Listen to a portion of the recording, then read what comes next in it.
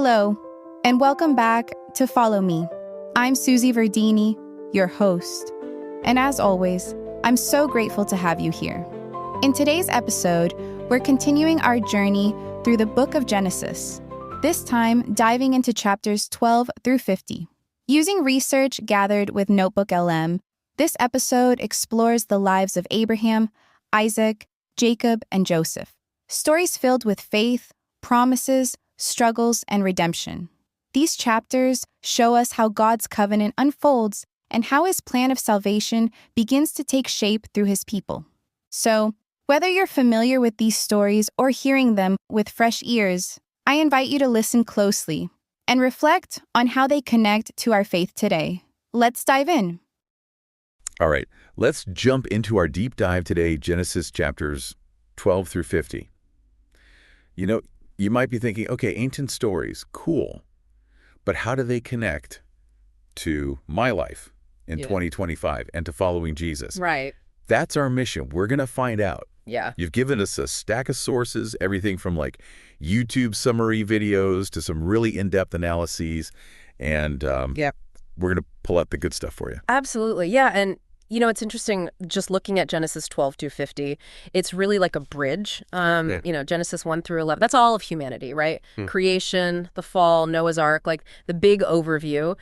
But then chapter 12, things shift. Yeah. It's a big shift. It's like we're zooming in, right? Yeah. We're like wide lens, and then all of a sudden we're like right in there with this family, Abraham and his descendants.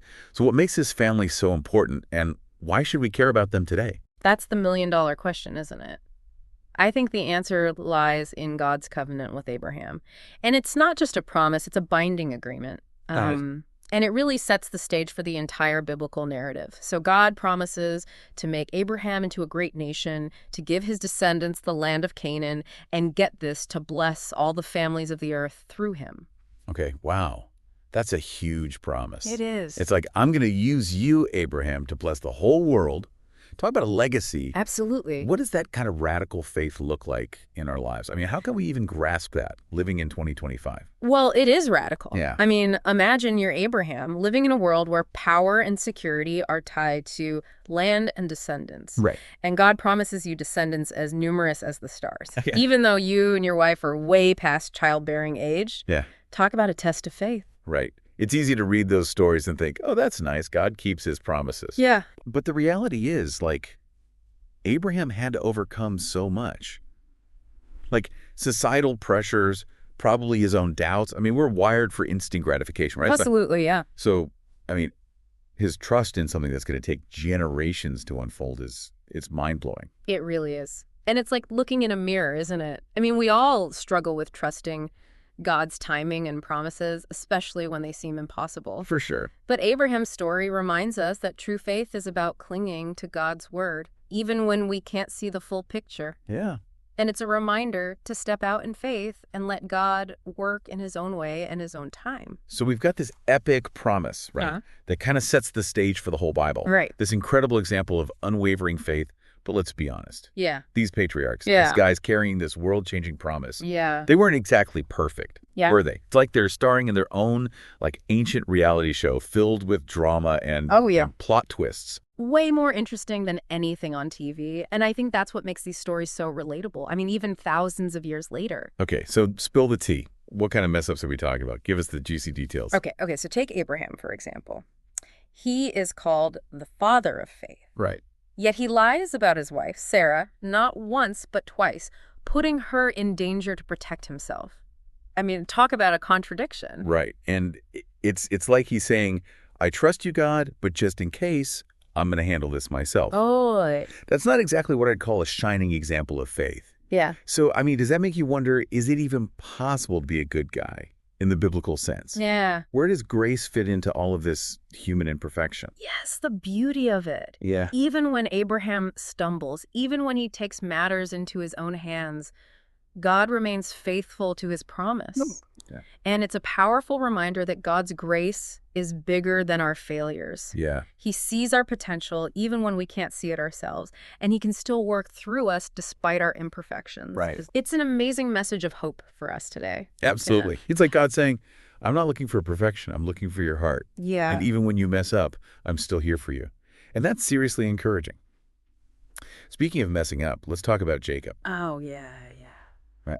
Master manipulator. Mm-hmm. Tricked his brother out of his birthright. Oh, yeah. Deceived his own father. Ah. I mean, can someone like that really be part of God's plan? That's what's so fascinating about Jacob's story. Here's a guy that, in terms of faithfulness, seems to be on the complete opposite end of the spectrum from Abraham. Yeah. But even in Jacob's story, we see this amazing theme of transformation and grace. Okay. You know, remember that powerful encounter where Jacob wrestles with God all night? Oh, yeah. And in the morning, he's given a new name, Israel. Whoa. Okay, a name change. That's more than just a makeover, right? It is. It's a total identity shift. Yeah. He's shedding his old deceitful self and embracing a new beginning. It's like he's becoming a new person. Totally. It's a symbol of God's power to change us from the inside out. Yeah. So Jacob, the deceiver, becomes Israel, the one who struggles with God. It's such a powerful picture of redemption. It shows us that no matter what we've done, no matter how far we've strayed, Yeah, God can redeem us absolutely. and use us for his purposes. It's never too late to turn things around and let God work in our lives. It's so hopeful, especially in a world where people are, quick to judge and label based on past mistakes. So we've got Abraham, the father of faith. Yeah, We've got Jacob, the transformed deceiver. right. What about Isaac? Where does he fit in? Isaac's interesting because he often gets overshadowed by his, more dramatic father and son. Yeah. But his story is so crucial. He's the bridge between Abraham and Jacob. Right. He inherits the covenant promises, and he embodies God's faithfulness across generations. And, his story might seem a little less eventful, but it speaks volumes about how God's plans unfold over time, even when things seem quiet on the surface. Right. It's a good reminder that sometimes the most profound stories are the ones that unfold quietly, without all the fanfare. Totally. It makes me think about how God's faithfulness isn't always about the big, dramatic moments, but also about his steady, consistent presence in our everyday lives. Yes. It's about those small, quiet ways he shows up, generation after generation. It really is. It's really amazing how these stories from thousands of years ago still resonate with us today. I mean, we've talked about faith and grace and the messy reality of being human.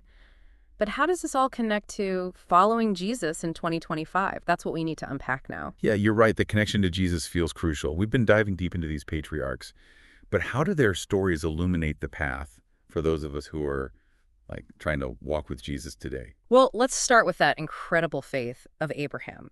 Hebrews 11, often called the Hall of Faith in the New Testament, highlights Abraham as a prime example of someone who lived by faith. It says, Abraham believed God, and it was counted to him as righteousness. So it was his belief, his trust in God, that made him right in God's eyes. Does that sound familiar? It does. It's that's the core message of the gospel, right? Yeah. We're not made right with God by perfectly following all the rules. Yeah. But it's our faith in Jesus, our trust in his sacrifice for us that allows us to be in a relationship with God. Exactly. So Abraham's story becomes this prototype for the kind of faith we're invited to have in Jesus. Okay. It's about trusting God's promises, even when we don't understand them, even when they seem impossible. It's about stepping out in faith, following God's lead, even when we can't see the whole picture. Okay, so I can see how Abraham's faith is a model for us. But there's that story about Abraham that's always been so hard for me to wrap my head around, the one where God asks him to sacrifice Isaac. And that's always felt so intense. I mean, imagine the emotional turmoil of being willing to offer up your son, the son of promise, the one through whom God's covenant would continue. I mean, is God really asking us to be blindly obedient, even when it seems morally wrong? It's one of the most challenging stories in the Bible, there's no doubt. Yeah. But it's also incredibly profound. Okay. Because in a way, it foreshadows God's own sacrifice of his son, Jesus. Whoa. Okay. So you're saying that Abraham sacrificing Isaac is like a preview of God sacrificing Jesus? Yeah. That's a bold connection. It is. And it's important to be clear that, there are significant differences between the two events. Right. But thematically, the parallels are striking. Both Abraham and God are asked to sacrifice their beloved sons. Both sons are willing to submit to their father's will. And ultimately, both sons are spared. So in Abraham's story, God provides a ram to be sacrificed instead of Isaac. And in Jesus' story, Jesus himself becomes the sacrifice. Yeah. So I mean, this whole idea of sacrifice takes on a whole new meaning when we connect it back to Jesus. Doesn't it? And it's the ultimate expression of God's love for us. God was willing to give up his own son so that we could be reconciled to him. Okay, that's powerful. Yeah. It makes you think about the sacrifices we're willing to make for God. Yeah. Were we willing to surrender our own desires and plans and follow his will, even when it's difficult? It's a question worth wrestling with, right? And it's not always easy. Yeah. We all have those moments where we want to hold on tightly to our own plans. But remember Jacob, the master manipulator who was transformed into Israel. Right. That transformation was all about grace. Jacob didn't earn God's favor. It was purely by God's grace that he was changed. So it's not about us being good enough. Yeah. It's about God's grace being enough. And that grace empowers us to make those tough choices, to surrender our will to God's. Yeah. It's like an invitation to let go of our need for control and just to trust that God's got this. Exactly. And it's that same grace that we see so beautifully illustrated in the story of Joseph.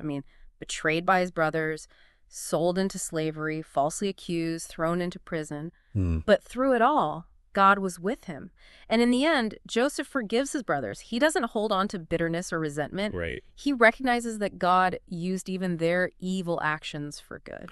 It's a level of forgiveness that's hard to even fathom. Yeah. To be able to forgive like that after everything he went through, it's a powerful picture of the kind of forgiveness that we're called to have as followers of Jesus. Oh, yeah. We're called to forgive others, not because they deserve it, but because we've been forgiven so much. You got it. And it's that grace, that undeserved forgiveness that sets us free from the burden of bitterness and anger. Yeah. Joseph's story is a challenge to us, isn't it? Yeah. It asks, what would it look like to offer that same radical forgiveness to those who hurt us? Right. It's a tall order, but it's the kind of transformation that God's grace makes possible. It's incredible to think how these stories from thousands of years ago are still so relevant today. I know. I mean, they remind us that God is faithful even when we're not. Yeah. That his grace is bigger than our failures. Yeah. And that he can use even the most painful experiences for good.